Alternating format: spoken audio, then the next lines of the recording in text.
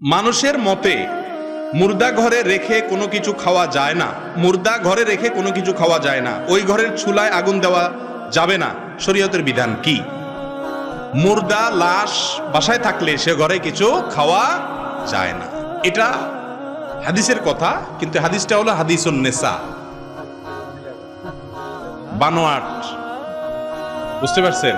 গ্রামাঞ্চলে অনেক সময় মহিলাদের মধ্যে এই সমস্ত কথার কানাঘুষা একটু বেশি থাকে, এই জন্য এটা বললাম হাদিসুন নেসা, হাদিসুর রাসূল না, এটা হলো হাদিসুন নেসা, মায়োলার হাদিস।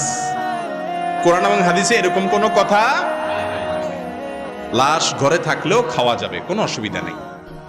আর চুলোয় আগুন জ্বালানো যাবে কিনা লাশ রেখে, এর উত্তর হলো অবশ্যই জ্বালানো যাবে। তবে প্রতিবেশীদের দায়িত্ব হলো কোনো ব্যক্তি মারা গেলে সে বাসার লোকরা যতদিন পর্যন্ত শোক সয়ে সামলে উঠতে না পারেন ততদিন পর্যন্ত তাদের জন্য যেন খাবারের ব্যবস্থা।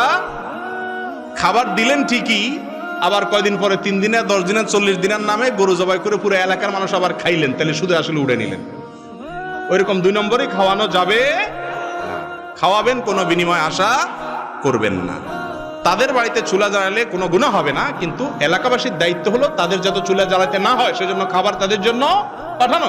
নবী করিম সাল্লাল্লাহু আলাইহি সাল্লাম বলেছেন, ইসনাউ লি আলি তালিব তুআমান, তোমরা আলে তালিবের জন্য আলে তালিবের জন্য খাবারের ব্যবস্থা করো, কারণ তারা তাদের প্রিয়জনকে হারিয়েছে, মন খারাপ, এই জন্য তাদেরকে খাবার দেওয়া কি সুন্নত।